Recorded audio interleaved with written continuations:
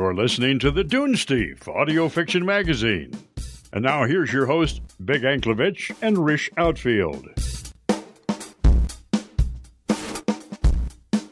Tsitsimime, everybody. Talakatsintali. Welcome to the Dunesteef Audio Fiction Magazine. Volume 2, number 3, page 96. We still in issue 3? We should be. Is this a double issue again? I don't know. I am your host, Popoca Outfield. And I am your host, Mapakil Anklevich. Cool. To Copley. I think you've covered all the main characters. Contessa. Back on topic, guys. Today's episode is a sequel to a story we ran on the show last year called The Strange Affair of the Artisan's Heart. If you want to head back there and listen to it first, you can, although I don't believe you'll be lost. Yeah, you'll get by fine without it, but it's a good story, so you should check it out. It was back on November 16th that we ran that story, so give it a look-see, or a listen-see. What is this? Give it a listen to, and yeah, you'll be all caught up.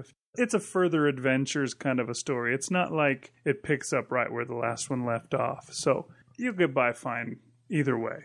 By the way, I'm going to leave in that line about listen-see. But, O8OT. No. O8OT. Unplug him. Aww. We didn't even introduce those guys today, and we're not going to. So today's episode is called The Strange Affair of the Skull at the Window. Oddly enough, also by Joshua Reynolds. Strange that he wrote both of the stories. He's a very talented young man. Yeah. Or middle-aged man. I'm not really sure.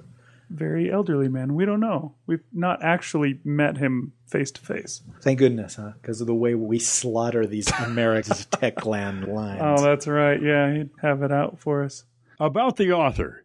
Joshua Reynolds is a writer of average skill. And above average confidence. And he has sold a number of stories to a number of places. Often for money, but also in return for food, books, and once a goat.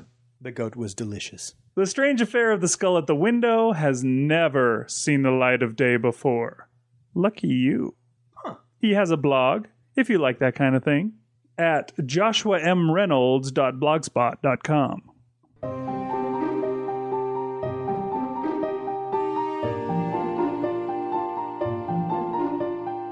The Strange Affair of the Skull at the Window by Joshua Reynolds.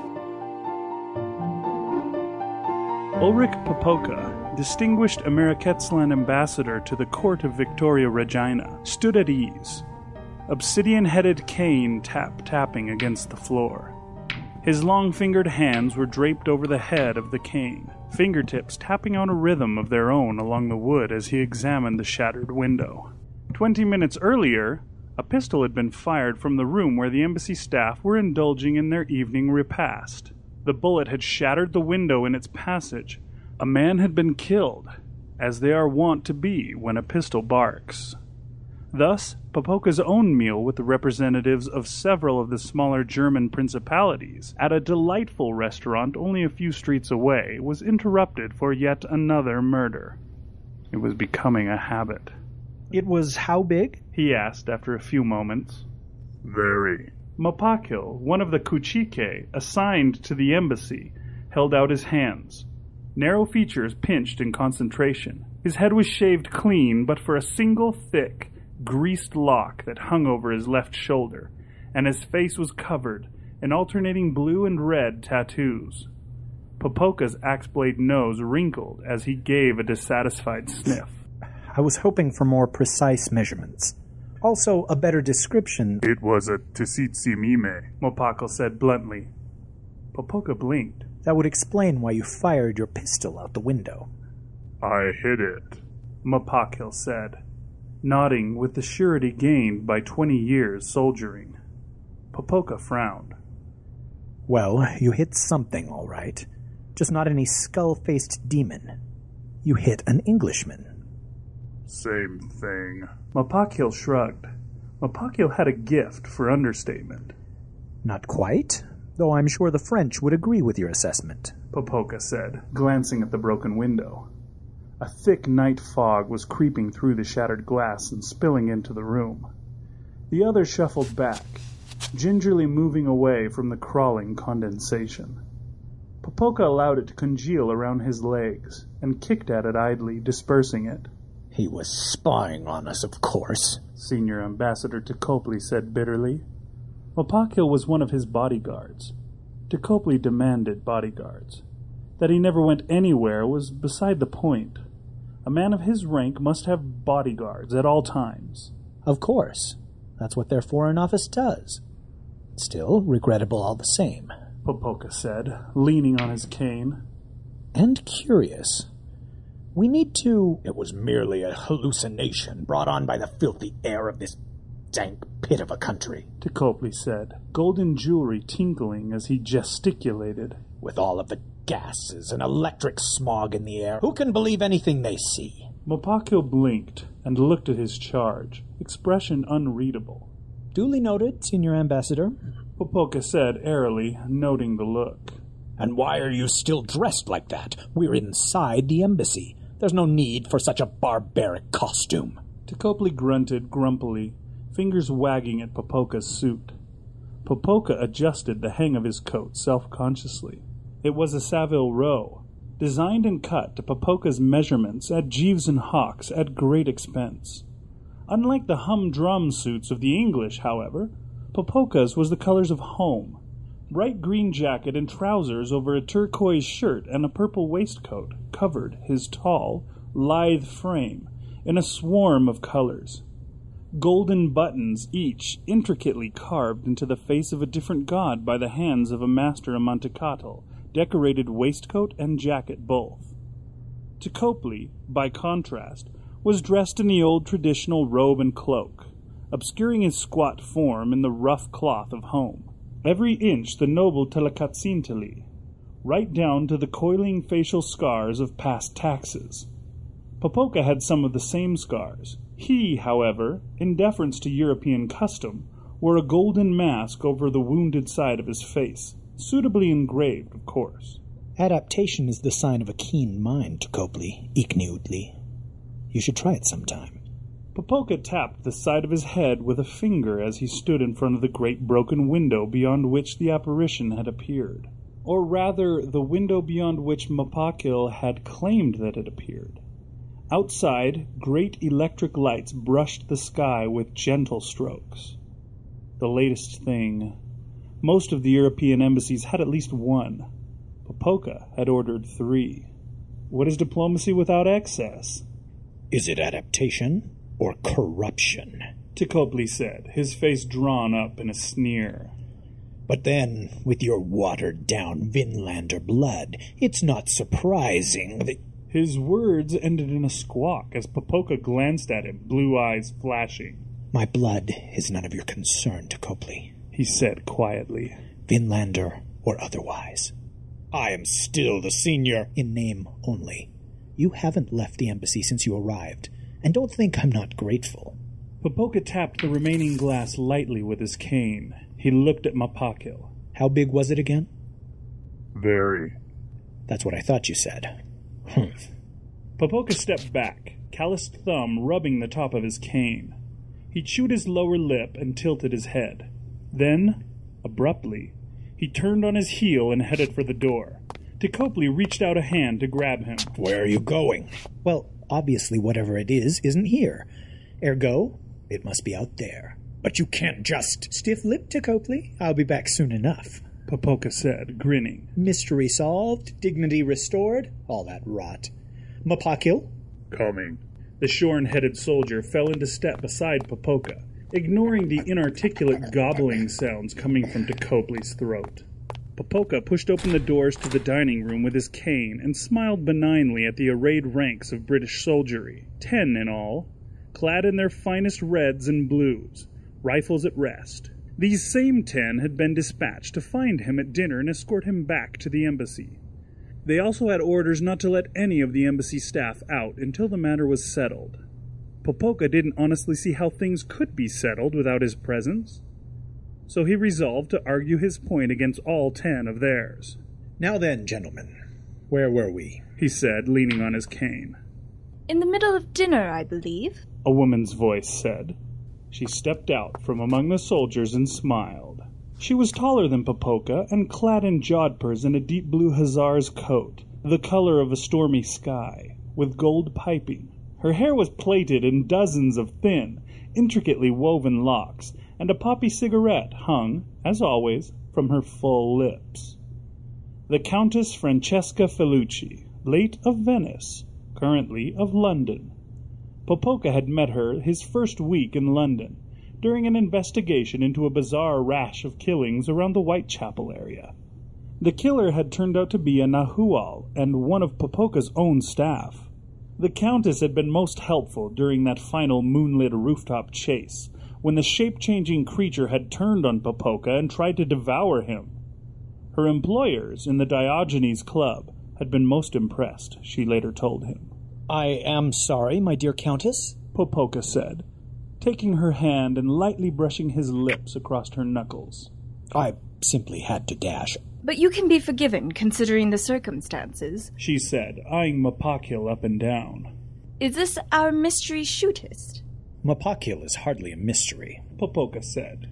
Clear as running water, Mapakil muttered, eyeing the troops that had been stationed outside the scene of the crime. His scarred hand settled on the empty holster at his side, and he frowned. He looked at Popoca plaintively. Popoca looked at the Countess, who shook her head, still smiling. I'm afraid not. The weapon has been confiscated as evidence. Of? I was getting to that. I apologize most sincerely. You usually do.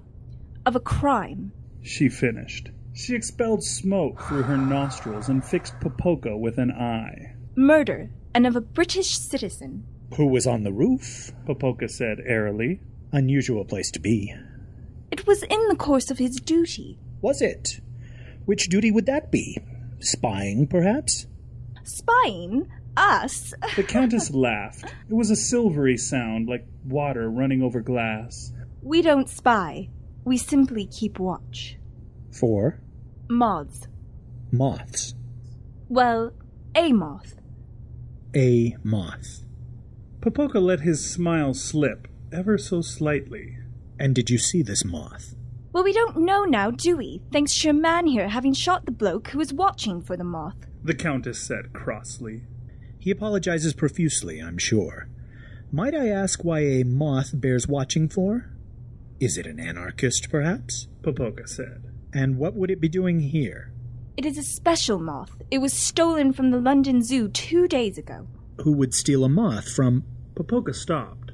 A shred of memory uncurled. Something in the paper. The Challenger exhibit? Fresh from your home shores, I believe. The Countess breathed out poppy smoke.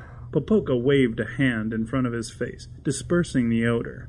Professor Challenger was most upset about the impound of certain of his findings. You'd think a man with as many degrees as he had would know enough not to try and sneak our property onto a ship. I see. Those were your lizards, then? Not mine personally, but you know how it goes. Religious paraphernalia and whatnot. Popoca waved a hand. The Countess nodded. Yes, we felt much the same way when the Russians tried to hie off with a gold medal cricket team last year. Moths? Popoca said, trying to steer the ship of conversation back into the harbor of pertinence. The Countess sighed and blew smoke rings. A moth, singular. It was nicked from the Challenger exhibit 2 days ago. nicked? Mapakil asked. Stolen, Popoca said. And you think we have it? As you said, it was your property. Which we happily loaned you. Popoca tapped his cane on the floor and eyed the soldiers. Isn't this a violation of diplomatic protocols? Prelude to hostilities and so forth? No. The Countess said. This is a police action. Very humorous. Was I laughing? She said. Your man here, Mapakil. Popoca said helpfully. shot an agent of the Queen. May the gods bless and keep her. Popoca said diplomatically. In the course of his duties. The Countess finished. Which was butterfly hunting. Popoca said, as if for the benefit of a jury. The Countess arched one perfectly plucked eyebrow. Popoca raised his hands, his cane resting on the crook of his elbow. Fine. Moth. Precision is a virtue. Really? Well, Mapakil, please tell the Countess what it was, precisely, that you were shooting at. Popoca motioned at Mapakil. Tsitsimime. The warrior said. The Countess blinked. Which is... Giant skull-faced devil woman with vagina of snakes. Popoca said, smiling. Loosely translated. Very loosely? The Countess said, a touch hopefully. Quite loosely. Popoca said. Precisely, rather. You can see why he was startled. Yes, quite. The Countess looked at Mapakil, at the cut of his loose uniform, his warrior's lock, his scars, his eyes. Giant skull-faced devil woman. With vagina of snakes, Popoca said. Yes, can't forget that. This moth, the one we are supposed to have stolen from the zoo we loaned it to, what were its markings? Popoca asked, twirling his cane, watching the obsidian head as it spun. A skull, perchance. The Countess said. Popoca shot her a glance. Was that a yes? That was a I'll take it as assent. I recall the report of the theft now. I also recall the moth. Professor Challenger, as I recall, had to bring the exhibits here for inventory. Mostly small mammals, a smilodon cub, and a moth with a skull on its wings. A massive death's head moth. Popoca stopped his cane and leaned on it. And? The Countess was smiling now. Her eyes glittered as she took in his self-satisfied smirk. She knew the telltale signs of his deductive process. And moths, as any British schoolboy knows, are attracted to light. Popoca punctuated the last word with a ringmaster flourish of his cane. Ergo? The lights in front of your embassy attracted the moth, the Countess said, arms crossed, fingers of one hand tapping her cheek. Which must have... escaped from the thieves, Popoca said, pointing at her with the cane. It flew in front of the windows, attracted to the light, and Mapakil, seeing a giant skull leering at him, shot at it, like any good soldier of the Empire. He missed. I do not miss, Mapakil said. Misjudged, then. You shot for a body that was not there. The bullet passed under the moth and struck the agent on the rooftop across from us, Popoca said, bouncing the end of his cane off the floor and catching it as it popped up. The Countess was openly smiling. She clapped once, twice. So where is the moth now, O learned sage? Wherever the lights are the brightest. The thieves will obviously be after it, and will know of the animal's predilection for light and the brightness thereof, Popoca said. He tapped his lips with a finger. Where is the largest concentration of electrical lights in London? The palace? No, Westminster Abbey. Then they will be there, Popoca said. Unless, of course, this is all a ploy to send us on a wild goose chase. Would I do that? You have before. Only in matters of politics, Popoca said, hurt. This is a crime. Fine. To Westminster. The Countess whirled, gesturing. The trooper saluted and headed for the door, the Countess stalking after them, boot heels clicking. She stopped at the door and looked at Popoca. Well? Well, what? Are you coming? Why, in the name of my brightly colored gods and your drab one, would I want to come? Popoca spluttered. To see if you're right or not. He opened his mouth, closed it. He looked at Mapakil. Mapakil shrugged. Popoca looked back at the Countess. Fine, but only because Mapakil wants his gun back.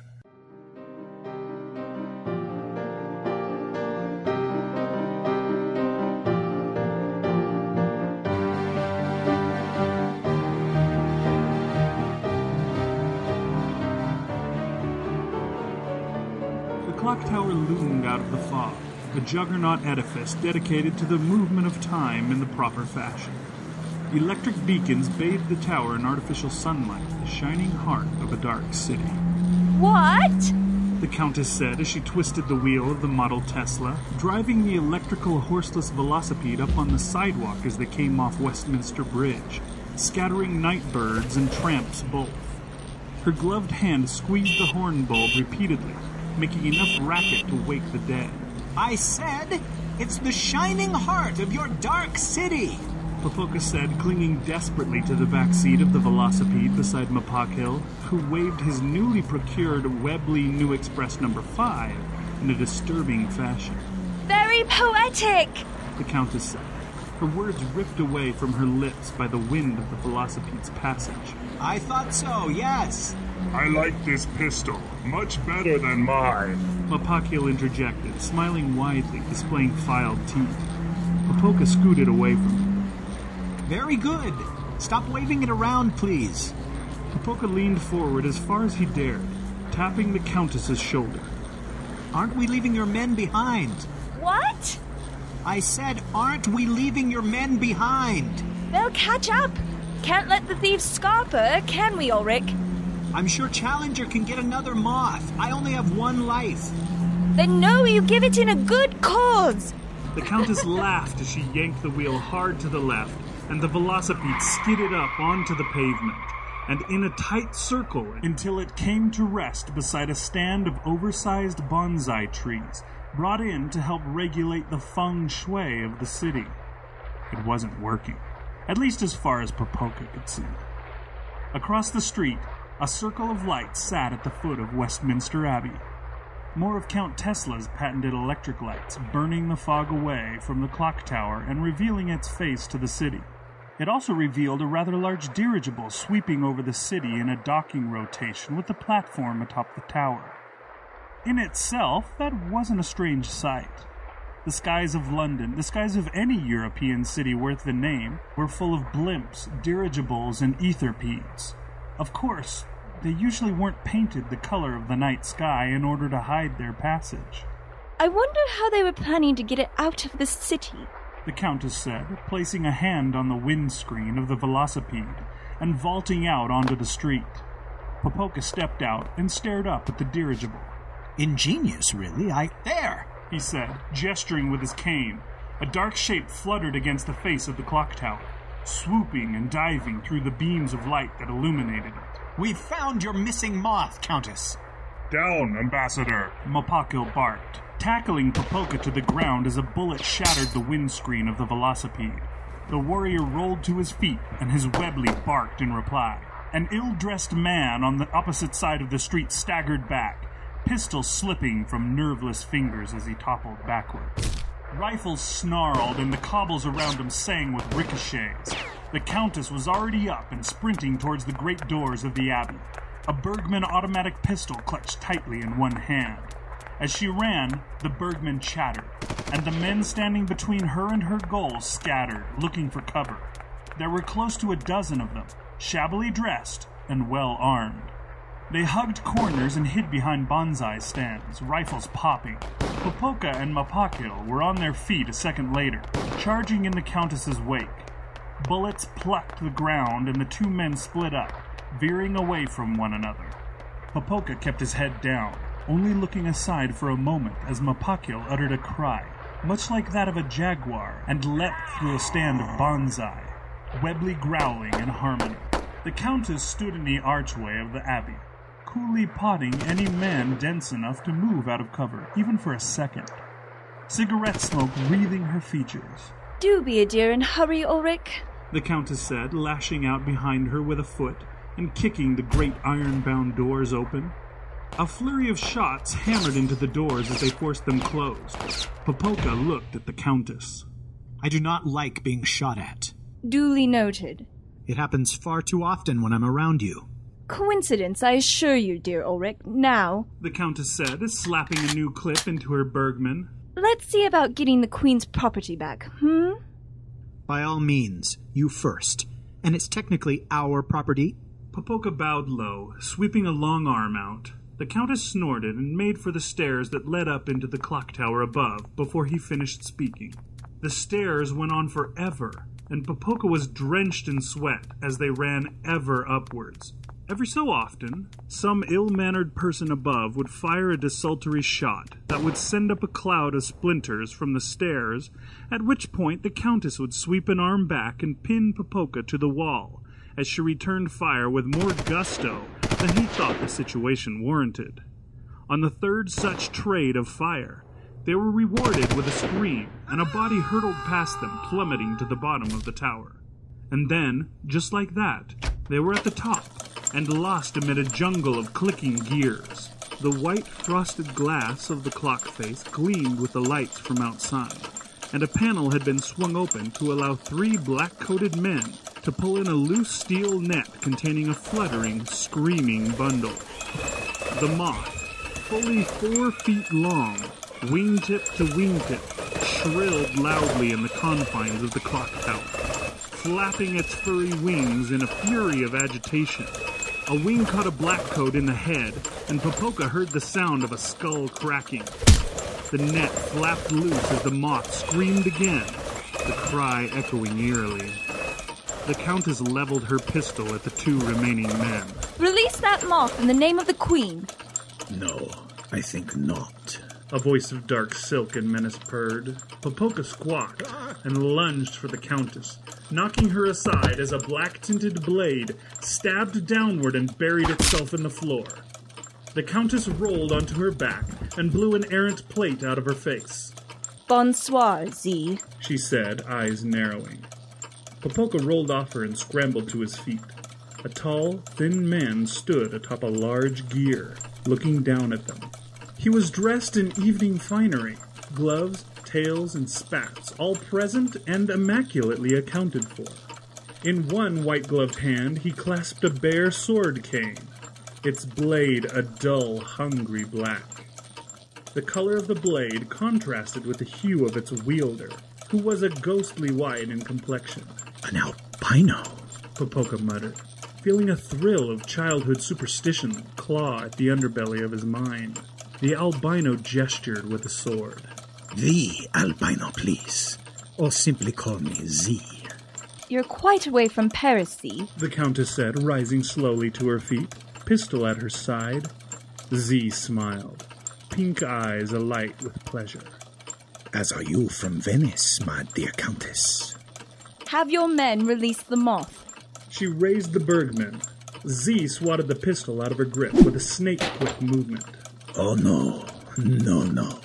What would the Prince of Wallachia say if I did not bring him what he is paid for, If Tepes wants a maple white moth, he can bloody well get one of his own, the Countess hissed, fingers flexing.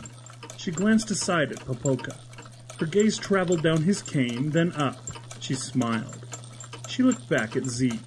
Z, meet Ambassador Popoca, late of the Ameriquetzlan Empire. Ulrich, dear, meet Z, gentleman thief, albino, and the 3rd most dangerous man in Europe.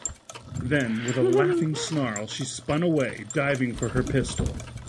Z leapt down to follow her, and Popoca smoothly intervened. He held up his cane and twisted the head, sliding out a thin obsidian blade. Real obsidian, tempered and fashioned into something nearly as hard as Damascus steel. Z stepped back and brought his own sword up in salute. He smiled. On guard. Oh, I am, believe me, Popoca said.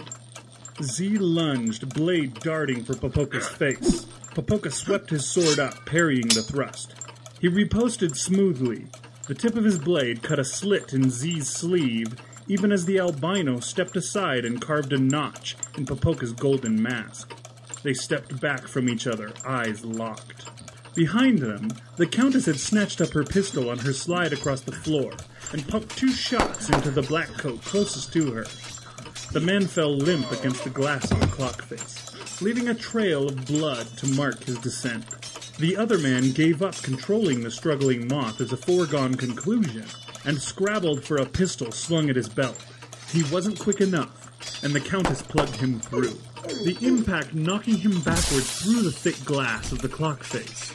The moth, still trapped in the net, but temporarily free of restraining hands, shrilled again and beat its wings wildly, propelling itself towards the newly created hole. Oh, bugger, the Countess said, throwing her pistol aside and diving for the dangling strands of the net. Popoca, stop playing and help me. Popoca saw all of this out of the corner of his eye as he and Z fenced. The albino fought with a casual, almost careless grace, and Popoca was hard-pressed to hold his own. Too, there was the matter of the albino's inhuman stamina. Popoca was wreathed in sweat.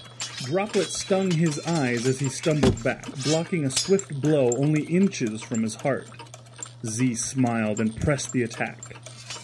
You fence well, monsieur, but not well enough. You're right. Mopoca, deal with this, please. Popoca grunted, swatting Z's blade flat, even as the blood-streaked form of the Kuchike smashed into Z's back, sending him to the floor. Mopoca snarled and grabbed Z's wrist, battering his sword hand against a nearby gear until the albino released his blade. Popoca kicked it aside, then, confident the soldier could handle himself, if only for a minute, turned to help the Countess. She had her feet braced on the wooden sill below the clock face, hauling back with all of her strength as the moth squirmed out of the hole, legs clawing at the glass. Popoca made a grab for the net even as the moth suddenly displayed a burst of desperate strength and flapped free, the net tangled around its thorax. Popoca grabbed the Countess's legs as she was pulled through the window and found himself yanked out into the chill air alongside her.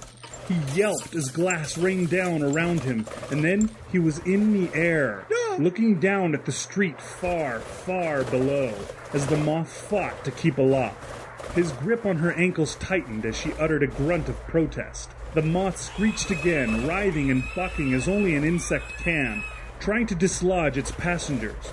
The Countess looked down at Popoca. I have to let go. Why? No! Popoca said desperately. It's either that or fall. How is letting go different than falling? It's voluntary. I refuse. Too late. The Countess released her hold on the net, and the air swarmed up around them. Popoca screamed and closed his eyes. And then, abruptly, the fall was halted. Ulrich, be a dear and open your eyes. Popoca cracked an eyelid. The Countess was hanging from the clock's hour hand, which was slowly, inexorably moving upward. She looked down at him, her face pale with strain. Good. Thank you. Please climb up now before you pull my legs out of their sockets. Ah, yes, quite. Popoca muttered as he climbed up past the Countess and carefully extended a hand towards the hole they'd exited through so ingloriously moments before. A gloved hand grasped his in an iron grip, and Z grinned at him suddenly. Popoca squawked and nearly fell, but Z maintained his grip, holding him one-handed. The albino looked down at him as he dangled, helpless. Where is my moth, monsieur? Z asked, politely. Flying home, I should think, Popoca said through clenched teeth. He gestured with his free hand. The moth was pirouetting around the electric beams that pierced the sky, dancing further and further away from the clock tower. Z frowned, pink eyes narrowing. Well, that was to be expected, I suppose. And that? The Countess said suddenly, pointing a finger at a trio of approaching war dirigibles, bearing the colors of the British Empire. She twisted agilely, grinning at Z. Did you expect that, my pale-faced friend? Ah, Z said as the dirigible anchored to Westminster abruptly began to pull away with a groan of engines.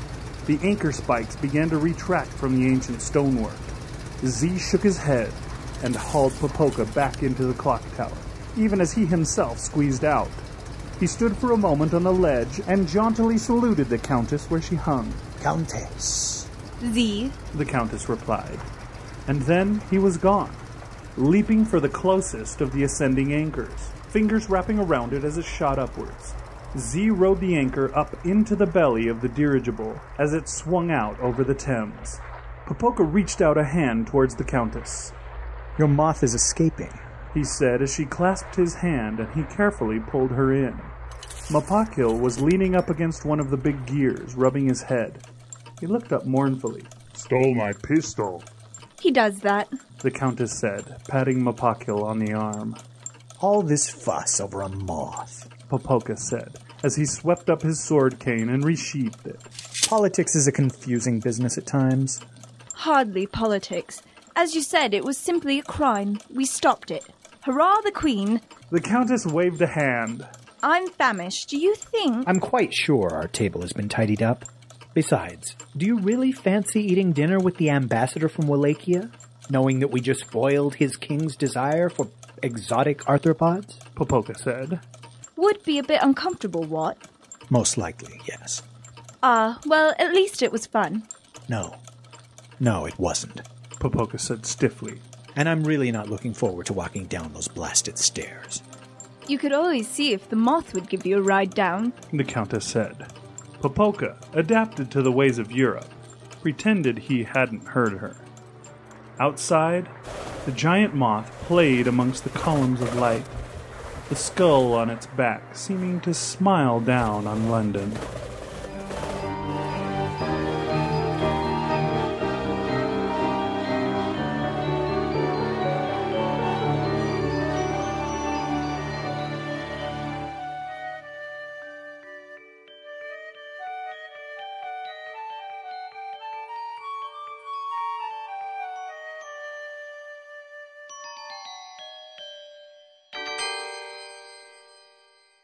Author's note. After I sold The Strange Affair of the Artisan's Heart to Bermuda Press's Robots Beyond anthology, I decided to write another story set in the same world, with the same characters, because I'm a lazy, lazy man, and I don't like having to think up new stuff when I write. Hence, The Strange Affair of the Skull at the Window. I give Arthur Conan Doyle another nod here, as well as Anthony Scone. That was one of them. It started off as a more traditional sort of mystery involving a giant moth, but turned into a thriller halfway through when I couldn't be bothered to be clever anymore. Gunfights are the perfect cure for writer's block. I get stuck, I toss a gunfight in. Probably explains why I ain't sold that period romance novel I wrote yet. Anyway, I've written 2 more Popoca stories since I finished The Strange Affair of the Skull at the Window. One of them with the ever-entertaining Countess Felucci as the main character. Hopefully I'll get a chance to write more. And hopefully, y'all might get a chance to hear more of them.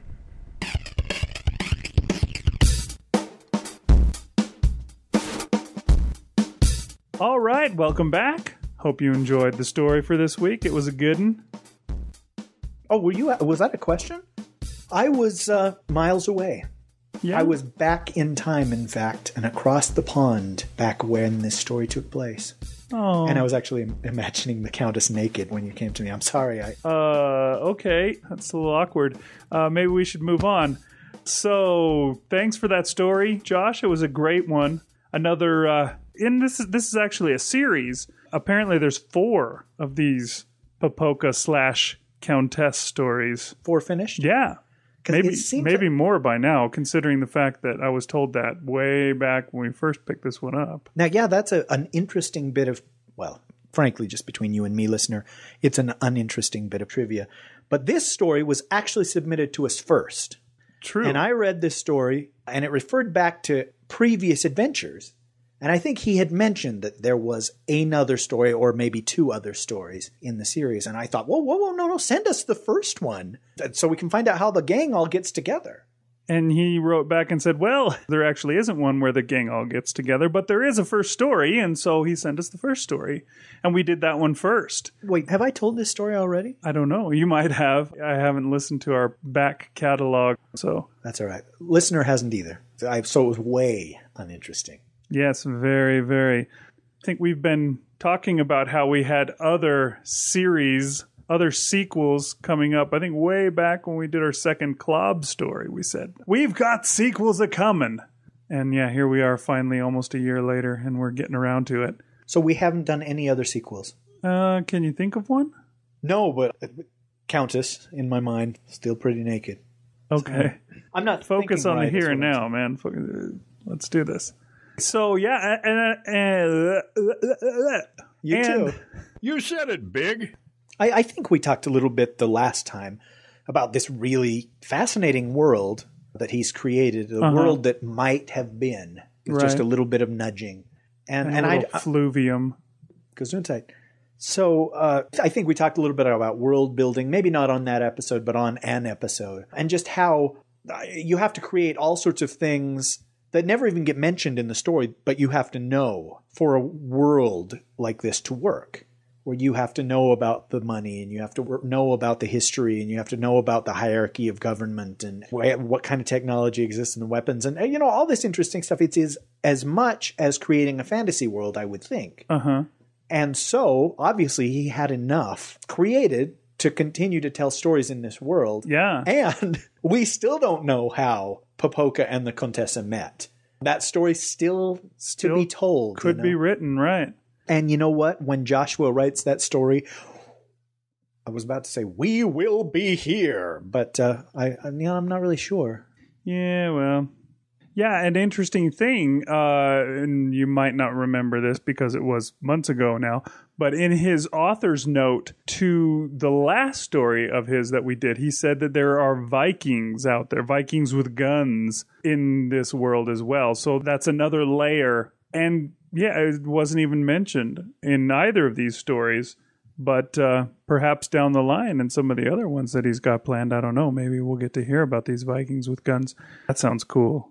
I really enjoy these stories. I love to hear more. Speaking of that, It turns out that this is not the only podcast of a strange affair type story out there. What? Yeah.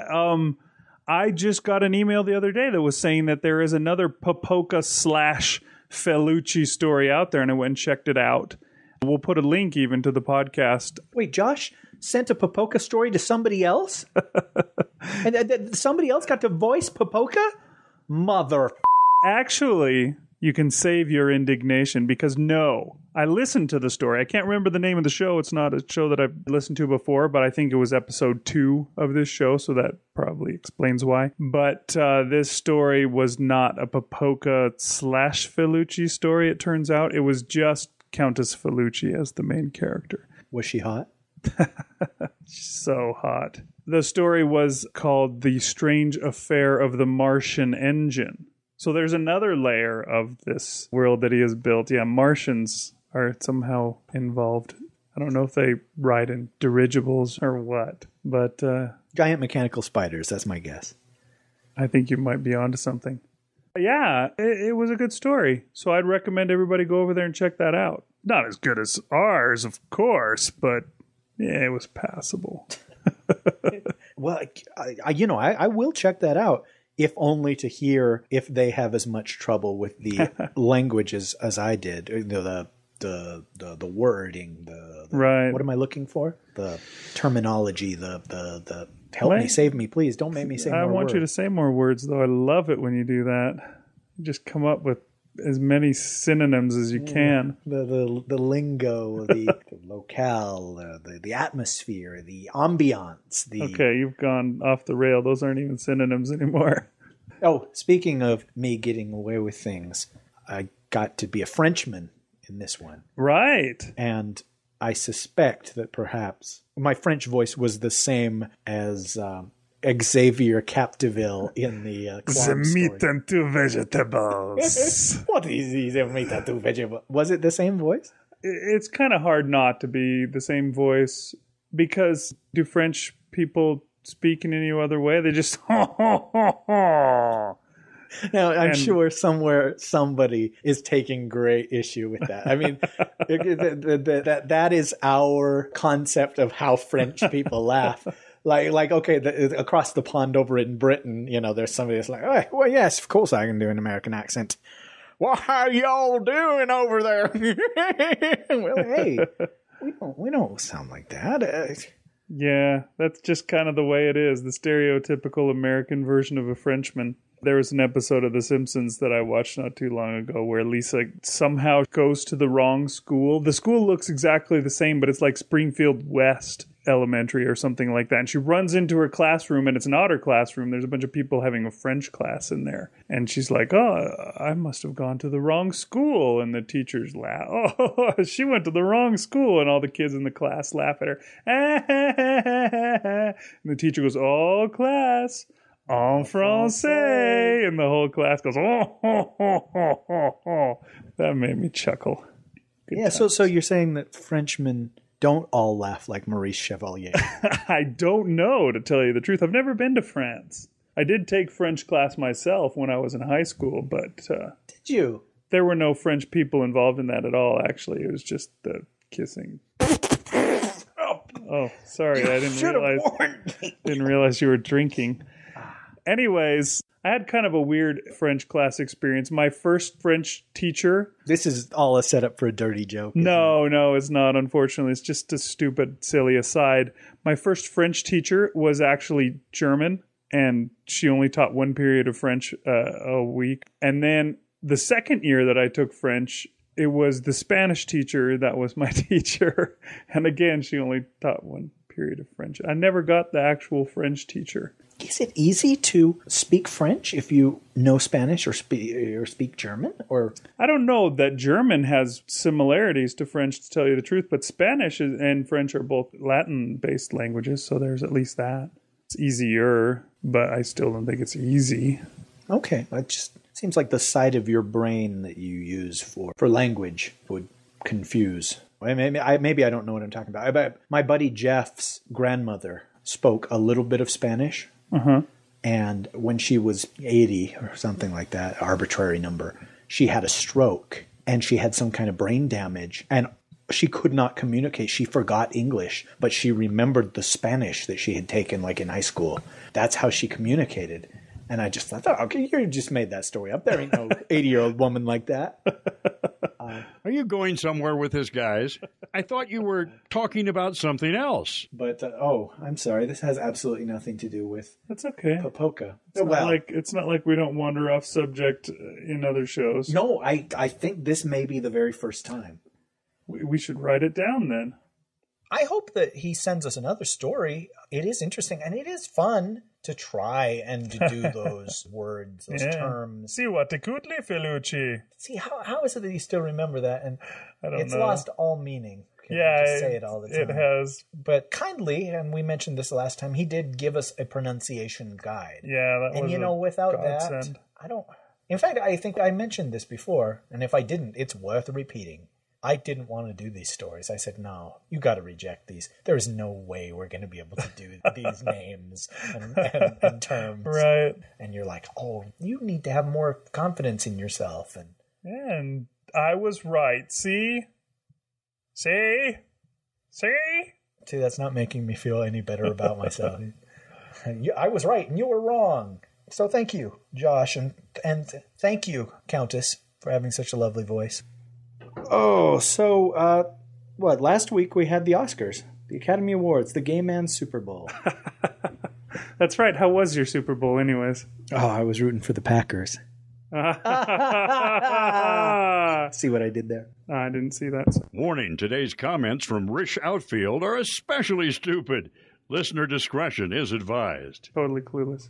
Oh, and you at least made an attempt to watch it this year. I did, yeah. I guess I've kind of, when we were back in film school, I made sure to watch the Oscars every year. And I even made sure to see all the films that were up for awards as much as I could. I mean, at a certain point, going to see what movie was nominated for Best Sound Mixing. Actually, when it comes down to it, I've probably already seen those because those are always the big budget action flicks that are nominated for sound editing. Something more like... What about your foreign film or your short films? Those kind of things. Yeah, there's very few times few times I've ever seen one of those before the Oscars happens, or even after, for that matter. I think Life is Beautiful may be one of the only ones I've ever seen before the Oscars came out, but that was also because it was nominated for Best Picture that year, if I remember right. I think you're right. But yeah, back in those days, I cared a lot. I was all into film all the time, but I didn't really go into film in the end. I'm doing something totally different. So it's just kind of faded away, and I've kind of let the Oscars go because they've just become less and less about the movies that most people watch and more about art house films that you can only see at the special theater downtown. So I've just kind of let it slide. I haven't watched the Oscars in a couple of years. I only check in to see if Pixar won again or not, and as long as they have, I'm happy. So why did you check in this year? Why did you make an effort to watch them this year? Oh, I don't know. To talk about on the show, maybe a little. Guess some lessons you have to learn the hard way, huh? They say 1 billion people watch the Oscars every year. Really? Do they show them in China or something? They show them, I don't know about China, but they show them everywhere. Huh. It seems like there's a certain segment of the population that's really into the Oscars. And I'm one of them. Right. But it's just everybody else you'll hear over and over again. It's like, who cares? Right. Another awards show. It doesn't matter. I always say, well, nobody cares to go back and watch an old football game or an old basketball game unless it was the greatest game ever kind of thing. Right. And yet people are still watching movies from 50 years ago and all that. No, maybe that's not the same thing, but True. it's just ultimately a lot of things that we make a big deal about. The Olympics don't really matter in the same way that elections or wars or famine or disaster overseas matters. It's just the something about seeing all those pretty people and the awards and wagering with your friends or just trying to guess to see who's going to win, and the acceptance speeches and there's usually a couple of really memorable moments every single Oscars. All that stuff is entertaining to me. I don't know for the people that don't like it. Well, for this year, it went 3 hours and 35 minutes long or something like that. That's true. And people complain about the length. Women rarely complain that things are too long. I've read. I don't know. It was a long show. You tried to watch the whole thing? Yeah, we were actually watching even before. I went over to my friend's house. Him and his wife and me and my wife were watching it. And we even started, when they were doing the friggin' red carpet beforehand, they're just like, oh, hi, Keanu Reeves. So good to see you here. I'm surprised they let you in, Keanu. Yeah. And they're Now, you must have watched the red carpet thing because you are all dressed up. Yeah, well, and I figured since we're talking Oscars, I ought to wear my tux. But you didn't say anything about that, so I feel really, well 3/4 naked. A suit and tie is nearly as good as a tux. I mean, George Clooney wore that. So let me ask then, who are you wearing? Oh, this here is a Paolo Bacigalupi design. Yeah, it's good stuff. That's nice. And what is that suit you've got there? It's this is a La Vie d'Art original. Nice. I'm like Flynn. So we watched the red carpet stuff, and they're like interviewing all the people that kids want to. They're interviewing like Zac Efron, Kristen Stewart, and that kid with the really effed up nose. I never noticed the nose thing yesterday. Now I'm not one to talk, but I just Taylor Lautner is his name, I said right? to the people I was with, "What is up with the nose?" And Jeff said, "Well, see." He hasn't been in Hollywood long enough to get that fixed. Nice. That's what a normal nose looks like. But it looked wrong, dude. Yeah, it was pretty weird looking. And women are soiling their panties over this dude? Apparently maybe they don't look above the neck. Yeah, he's got too good of abs to even notice the nose. So they're like interviewing all these people that have nothing to do with the Oscars. None of them are ever going to be nominated. Miley Cyrus was there. Miley Cyrus being interviewed at the Oscars. I mean, they're going to be lucky to be back in 5 years. The more she talks, the less cute she is.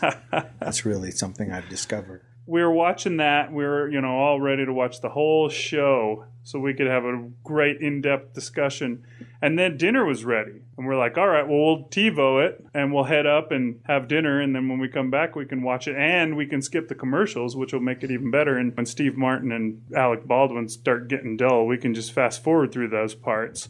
So we go up, we had our dinner, we come back down, and it didn't record any of that stuff. So we missed probably the first half hour or so of the show. We only missed one award, but we did miss like the whole opening monologue and what have you. That's too bad. The opening monologue or dialogue was really funny, really cool, and they were just pointing at people in the audience and mocking them. The one joke I remember was that for the first time we've got two ex-spouses up for the same award, and they said that, when Catherine Bigelow heard that her ex-husband was nominated for Best Director, she sent him a gift basket with a timer. And he's like, and when James Cameron heard the same thing, he sent her a Toyota. It's a very, very topical joke, folks. Yeah. I'm sure it's already dated. So you missed the first half hour. I thought the first half hour was really solid. If you could have missed something, might I suggest the extended dance number? That really didn't go very well. I noticed, and I think they started this last year or the year before, where they stopped doing performances of what's up for best song. They just showed like a quick clip of it and then said this person wins. But for some reason, for the best score, they decided to do a whole... it must be just in the Academy's charter or whatever. You have to have an interpretive dance number in an Oscars, or else, they'll have to disband or something. Dude, that was just unbearable. And you know what? I recognize that a large percentage of the people like me that really look forward to the Oscars are into that. That's probably sort of true. thing. But I miss the songs being sung. I'm going, wow, that's cool. And appreciating songs that I would never hear again because they're like, there was a French song this year. And I'm never going to see that movie if they had that. But the dance thing, there's not a choreography award or anything dance related in the awards, but there is a best song. And I think probably they're wanting to speed the show along. They don't need to play bits of the score, though. I mean, they just say this one, this one, this one, just like they did with the song. It would have been much more palatable than this friggin' dance. The worst part was when they had the Hurt Locker's score playing, and it's this really slow-paced flowing song, and they got this dude up there popping like he's come straight out of Electric Boogaloo, and there was a lot of breakdancing, more of the breakdancing than I've seen in the last 20 years combined. It just was absolutely wrong for the song, much less for the show that we would have to watch the stupid thing. The fact that the guy could do these flips and all that stuff was really neat. Pretty impressive flips. But put that on the Tony Awards, or if there is a dance awards show. There is. Friday nights, so you think you can celebrity dance off shit. Anyway, I'm sorry. I'm starting to sound like those people. It's like, well, I don't need none of that talking about people thanking the Academy stuff. It's just I can appreciate the songs when they're being sung. I can't appreciate the dance because it doesn't have anything to do with what is actually nominated. But that was a legion of extraordinary dancers. Come on. See, that's how they got in, is by naming themselves after a movie. Tonight we sail into... Wait, do you know any quotes from Legion of Extraordinary Gentlemen? No. But, okay, so what I was saying was I think they eliminated the best song performances because they're trying to shorten the telecast. And a few years ago, to speed things along, they still had the performances, but they were like, okay, each song is limited to 2 minutes. And that was the year that Sting was nominated for Until. And he got on that guitar and he's like, I got the world in a bottle. And I was just like, what the? This used to be a really slow, nice song. Turned into a pirate shanty. So that didn't work. The cutting it in half or whatever it was. So they just killed it altogether. Removing it, I don't know. I vote, if I had a vote, to bring that back. But what has to go? And they did it last year with Best Actor, Actress, Supporting Actor, and Supporting Actress. This year they only did it with Actor and Actress. They get 5 people to come out and give a tribute to each of the nominees. Dude, that is murder. It went on and on and on. And you know what? Sometimes just showing a 30-second clip of the performance is enough to go, wow, I want to see that or whatever. That's totally enough. They're up for Best Actor or whatever. Show them acting. That just went on forever, and it was even worse than that. They talked about each of these people for 5 minutes apiece, it seemed. And then as soon as they were done with that, then somebody would go, and the nominees for Best Actor are George Clooney for Up in the Air. Dude, we just heard him go on. Do we really need to announce who they are again 1 second after they finished? And throughout the night, they were doing the little presentations for each Best Picture film where they would have somebody talk about it and then they'd show little bits of the film.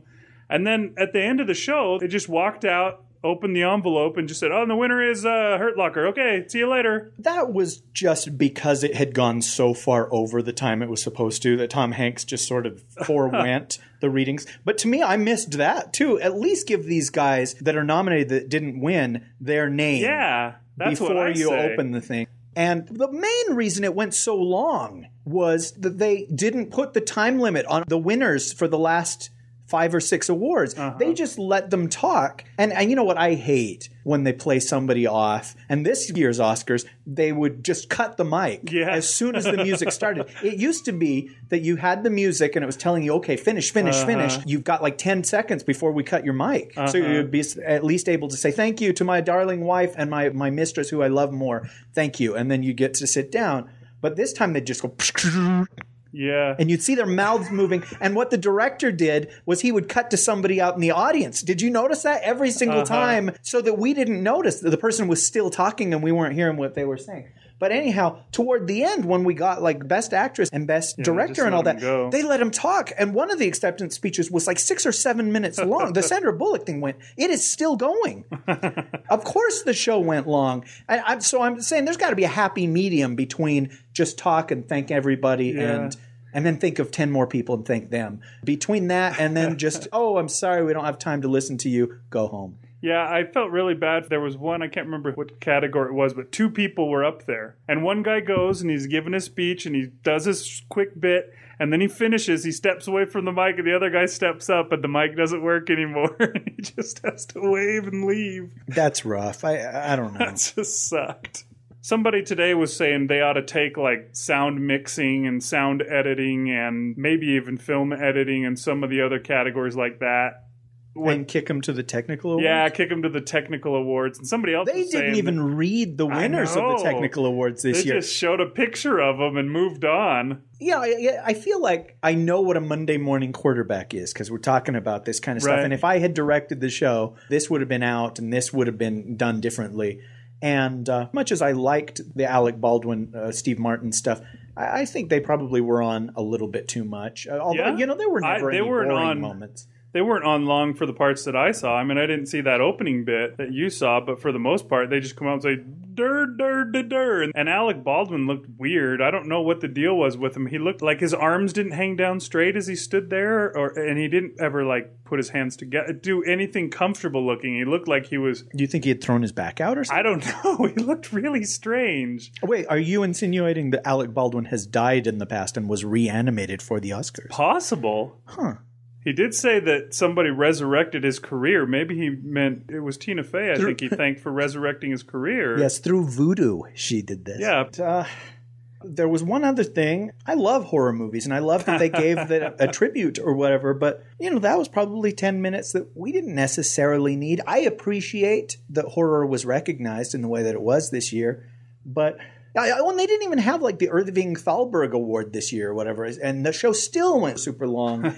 You just kind of got to cut back on the dancing and cut back on the things that aren't about the awards. Did the tribute to horror not make you happy? I was going to ask you about that. How did that make you feel? I don't know. What the weird thing I thought was they came out, and first of all, it was Taylor Lautner and Kristen Stewart, who have nothing the F to do with horror. And they come out and introduce this thing. And in their defense, I have shat the bed a couple of times due to those guys. Okay. They are pretty horrible, I guess. We could go there. But they came out and they said, horror is the most popular genre of all. Yeah, and I I'm still scratching my head over that. I don't understand how that could be. I think just between you and me, porn is probably the most popular genre. Just between you and me, and we won't let that get out. And then the weird thing, too, was inside of that montage, there was just some crap thrown in there. It was like, oh, we got a couple more seconds left in this song. Why don't we throw a shot from Twilight in? Do we need to put in some Little Shop of Horrors?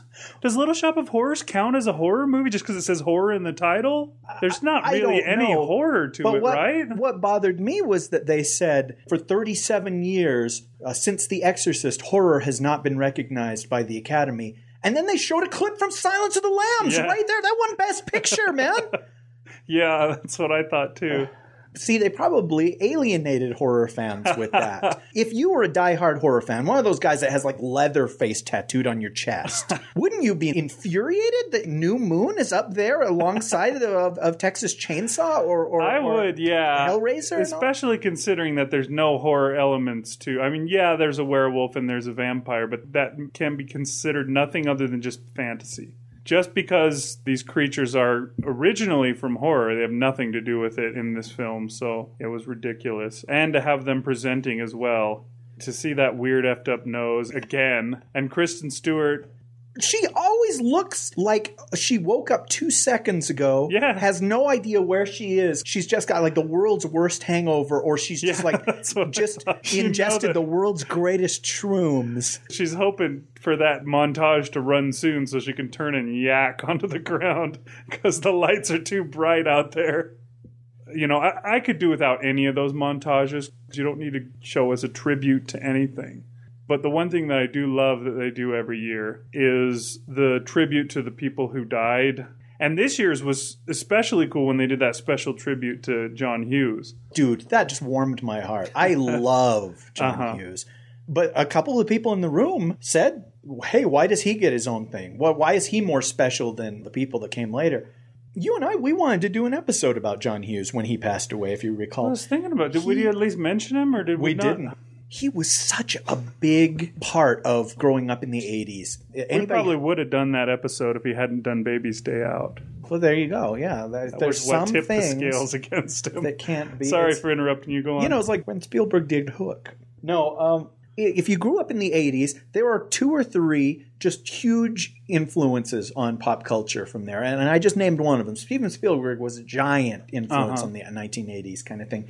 But if you were a teenager in the 80s, John Hughes was the man who was making movies for you. Yeah. That spoke to you, or at least they spoke to me. I was younger than all of these characters that we saw, but I aspired to be as cool as Ferris Bueller, or, again, just between you and me, as cool as Anthony Michael Hall. I still have to accomplish Dude, he looked that. weird, didn't he? That guy's changed an awful lot. It got to him, and he started talking. I'm like, who the hell is that guy? And everyone's like, that's Anthony Michael Hall. And it was like, wait, were you watching the Oscars with Jerry Seinfeld? Yeah, it turns out. Who got no pants? It's difficult to quantify exactly what John Hughes did for our generation, except for giving respect to young people in a way that adults didn't tend to do. And you know what? I'm an adult, and I don't give young people much respect either. They're just parasitic and stupid and subhuman in my mind. But somehow he was able to tap into his inner 15-year-old, 17-year-old, or whatever it might have been, and communicate on our level. Talk to you like you were a person, like you mattered. It was a movie for and about you, and you didn't get a lot of that. I don't know what there is today. I mean, maybe the Twilight stuff is the equivalent, but I don't think so because it's dumb. Well, it's dumb, but the characters in the John Hughes films, I mean, they weren't genre movies. They would be comedy or coming of age or whatever. I don't know if you can actually relate to Bella Swan and say, I'm just like her. What do they have today? Is it the American Pie type thing? And granted, that was the 90s, so maybe I'm just out of touch. I don't know. Maybe they don't need movies for teenagers because they've got the CW now. The whole channel is for that kind of thing. John Hughes had such an awesome body of work in such a short time. From 84 with Vacation to, I mean, he was done by the time Home Alone came out in 91. Home Alone was directed by Chris Columbus. Yeah, okay, Hughes made a couple more movies in the 90s, but there was never anything that people responded to the way that his movies, in that just tiny little space between 16 Candles and Planes, Trains, and Automobiles, were just right there in a 5-year period when just movie after movie after movie came out, and some spoke to young girls, and some spoke to guys, and some spoke to just everybody, and some spoke to the cool kid, and some spoke to the nerd. Everybody could find one character to go with, though, in his films. A character spoke to each of those bunch, but almost every movie would speak to everybody, you know? And they ended with that clip from The Breakfast Club. And the guy that I watched the Oscars with that complained loudest about John Hughes not getting nominated did say, I've never seen The Breakfast Club. So maybe that's it. The Breakfast Club encapsulates everything that he did in his career. Because it is funny and it is just heartbreakingly sad and it is inspiring. Mm-hmm. I also look forward every year to the tribute section too. And when I said that they need to cut out tributes, that's not what I meant. Right. If somebody is winning a Lifetime Achievement Award, by all means, give tribute to this person's career. And if someone has passed away, by all means, show us a tribute to their life. Usually that's my favorite part of the Oscars every year is you get a chance to see all these people, and some of whom we didn't even know had passed away. Yeah. You see him up there and you're like, I didn't realize that guy died. Oh, man. Luckily, this year wasn't one of those 5-year anniversary type years, like the 80th or the 75th or something, where they're like, this is a tribute to the 75 Best Picture Awards. And then they just go through and show clips to some song forever. At least we didn't have to deal with that. But the 5 people eulogizing the Best Actor and Actress categories, made up for any tributes we were spared. Somebody must have liked it from last year because they brought it back. But they shouldn't. I mean, that's what your pre-interview stuff is for. That's what your Barbara Walters interview is for, kind of thing. I just... You said you used to check the winners list every year after the Oscars just to see if Pixar had won or not. Yeah. I'm not sure that we've talked about it on the air, but we probably have. The whole Pixar domination of animation. There are people out there that have begun to resent Pixar the way that I resent DreamWorks Animation Studio or you, frankly. I resent a little bit. That makes more sense now that you put it in those terms. You know, it's like the year that Happy Feet was nominated, and everybody's like, oh, Happy Feet's going to stomp on Cars. Why are you so angry about that? Where'd the vehemence come from? Cars was a really uplifting, decent, good movie. It was underappreciated. I mean, I don't care. That was years ago. Right. But it's just last year when everybody... It's not like Shrek and Monsters Incorporated, where I'm still bitter and angry. Right. But then last year was when everybody was saying that Kung Fu Panda deserved to win over WALL-E. That can only be because of prejudice against Pixar. And this year, there were people in the room that were just like, F up. And I was like, really? They were actually just calling your name when they said that. Hey, F up. Come here. And again, I don't think you're an a-hole if you like Fantastic Mr. Fox or if you like Coraline. That's good because I just saw Coraline the other day and I liked it. Well, you're an a-hole. If somebody else out there, that speaks with a hoity-toity accent, I can forgive you. But Up was life-changing. I mean, Up was so good that if something else had won, I would be shrieking about it right now. It was almost impossible for something else to win because Up was the only one nominated in the Best Picture category. If you're not nominated as Best Picture and you're in a little category with one that was, then obviously you're not better than it. I can understand people getting a little angry. It's just like the New York Yankees or the LA Lakers or something. Everybody hates those teams because they win all the time instead of the other people's teams winning. And so Pixar is getting to be something like that. They've got honorary Oscars for Toy Story because there wasn't a category they were allowed to be in back then. And once their category came around, they've won 5 out of 8 awards. Well, Pixar is the Meryl Streep of the animation studios, but people don't hate Meryl Streep. Has Meryl Streep won a lot, though? She only gets nominated every year, but she doesn't win, does she? I'm just saying Pixar is the best of all. The level of quality of a Pixar film is almost always just miles above the rest. Yeah. Someday that's going to stop. Yeah, they're going to falter. I know we've talked about this and that there are people that are just hoping that it's this year that happens. They've made me happy for so long, just made my life better. I wish them continued success. There seems to be no upside in them making a crappy movie. There's no upside in anyone making a crappy movie, really. What's the upside in going to see a movie and coming out going, boy, that movie sucked? I don't know that we've ever gone to a movie that was just crap and then railed against it on an episode of this show. That would be really fun. The Siskel and Ebert episodes where they hated a movie was almost always more entertaining than the ones where they liked a movie. I found it interesting, speaking of movies that absolutely suck, the tribute to Roger Corman on the show this year. Well, they had Attack of the Crab Monsters on there. That was one that they specifically singled out. I just couldn't believe that. I was like, wow. I thought that was great when they talked about Ron Howard, and he says, Ron, if you do a good job with this movie, you'll never have to work for me again. Now, if they had set aside 10 minutes to talking about Roger Corman's career, that would have entertained the hell out of me. But it probably would have ground the show to a halt. So it's probably good that they did that off the air.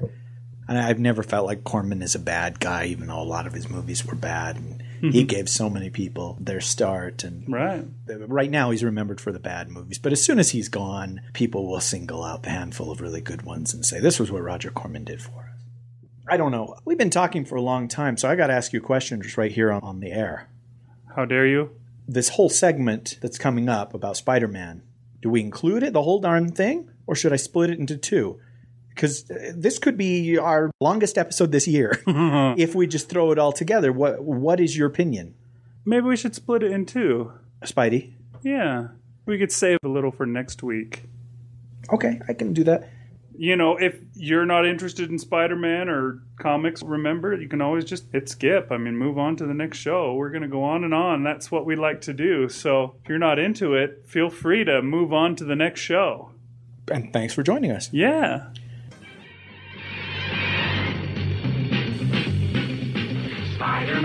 Spider-Man does whatever a spider can.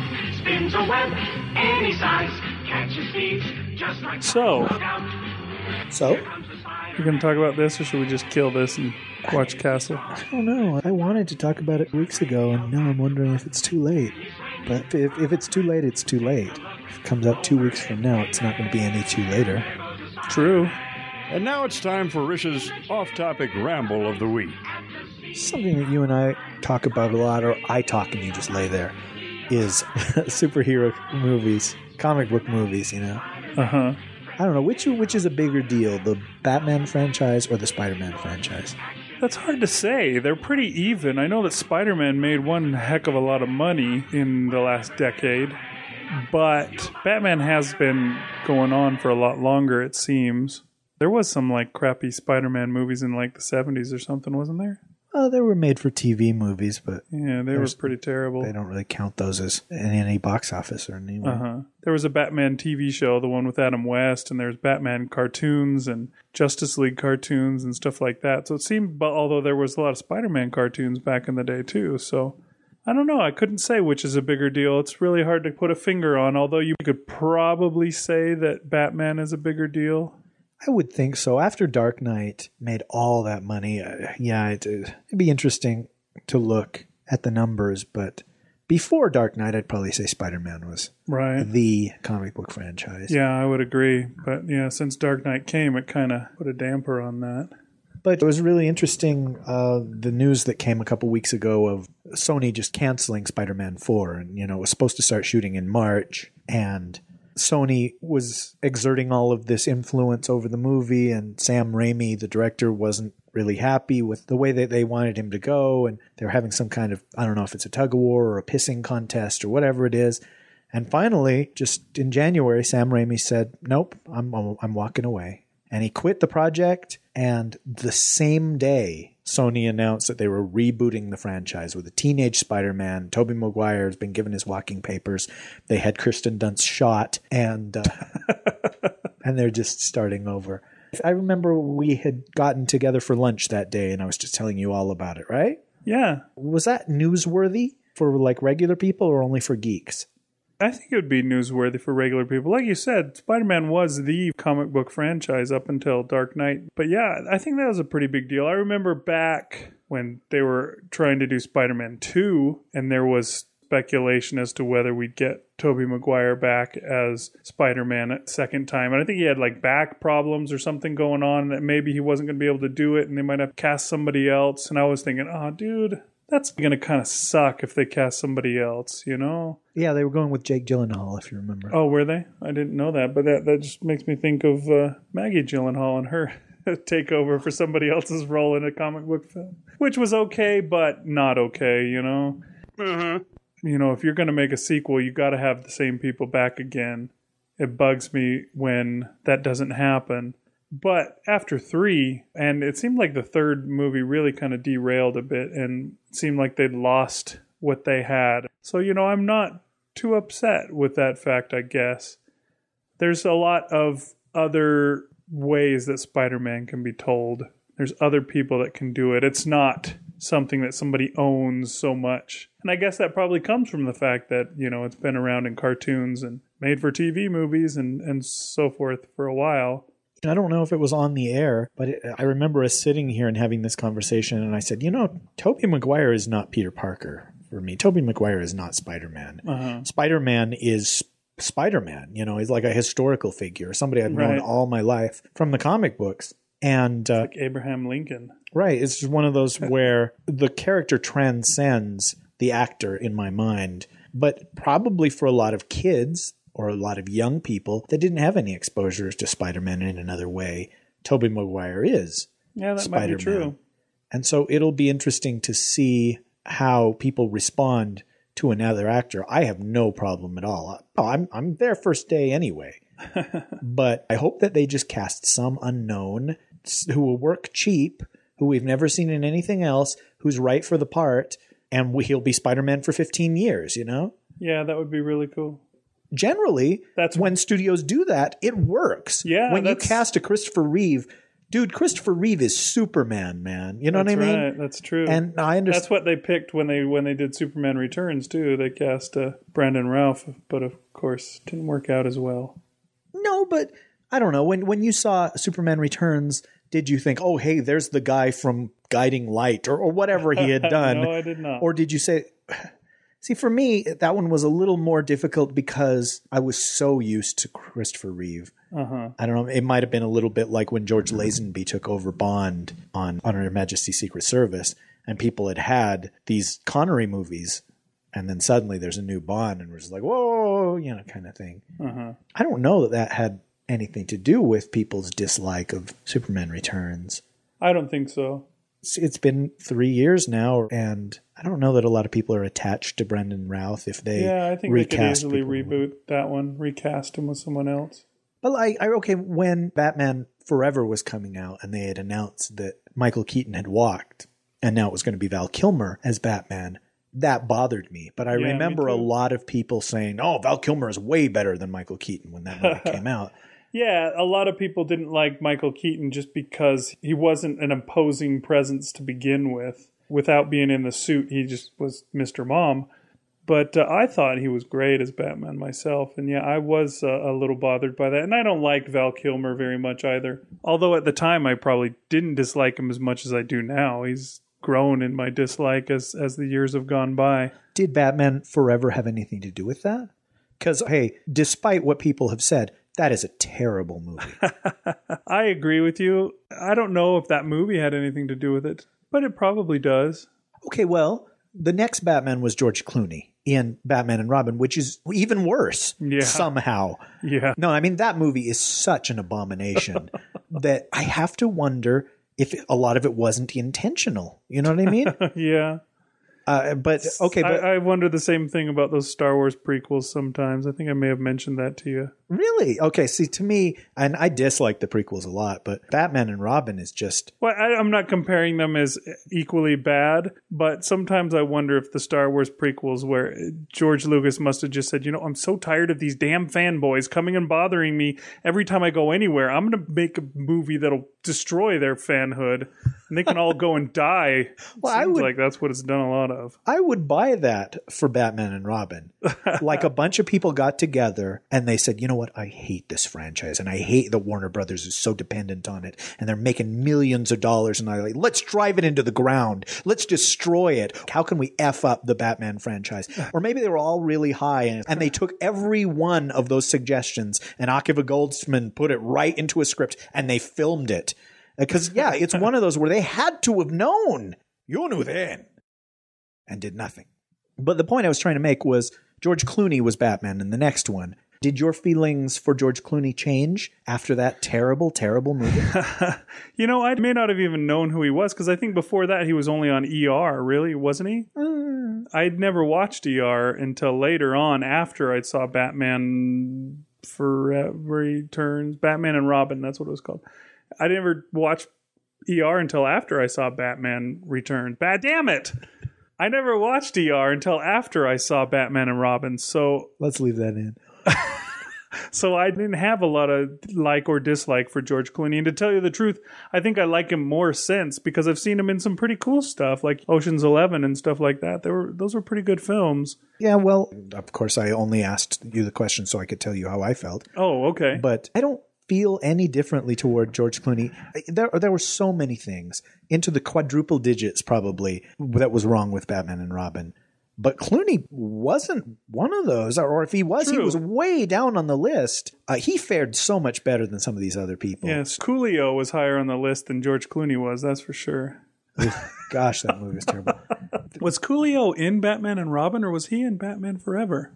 I don't remember him in Batman Forever, so I'm going to say I just remember Robin being an a-hole and taking the Bat bike or something like that and going racing with Coolio. Okay.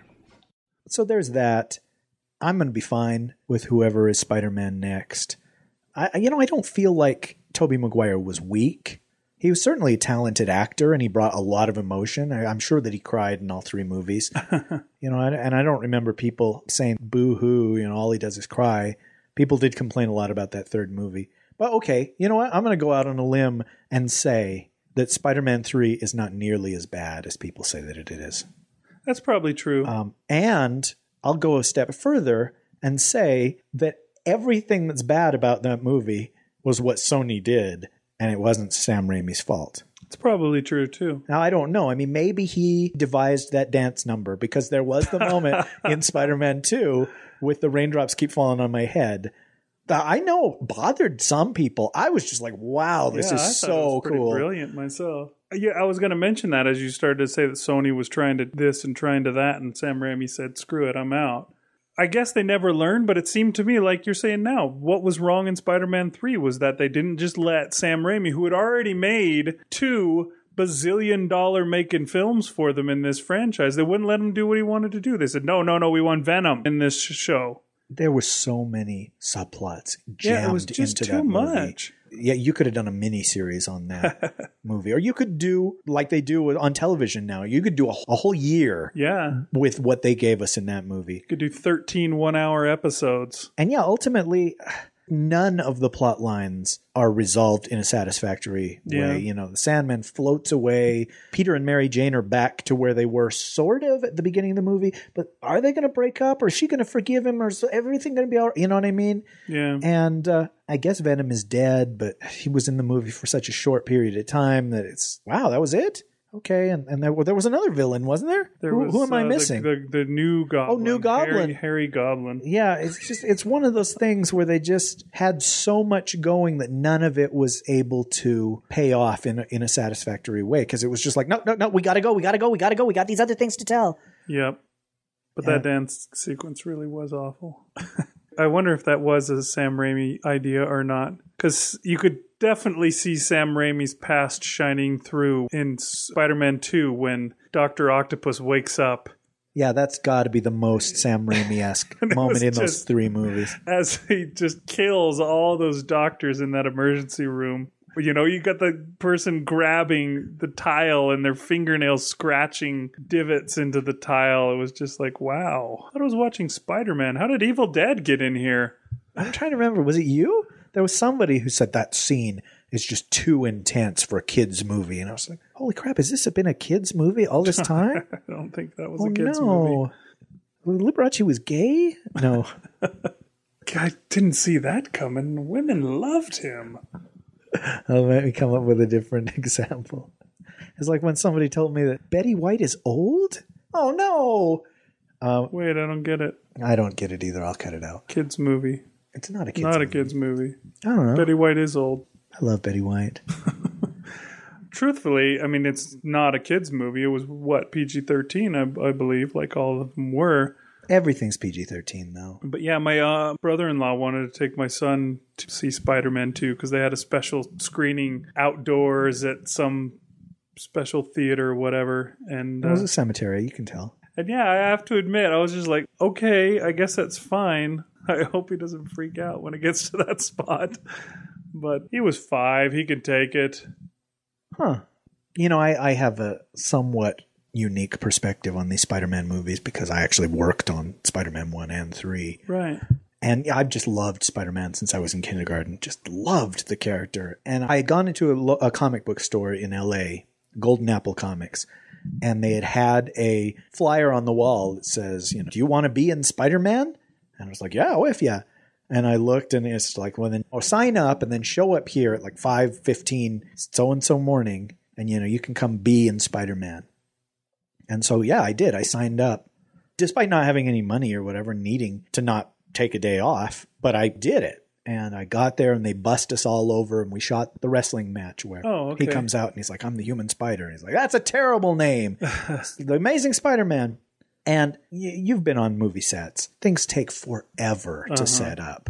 and they rehearse it. They do everything with the stand-ins. Then they bring the actual actors in. They watch the stand-ins do their thing. Then they rehearse it with the real actors. Then they break for more makeup and set up the sound and all this crap. When they finally do it, anyhow, I was sitting in the audience with thousands of other people, or maybe there were only hundreds and they digitally replicated us. I can't remember.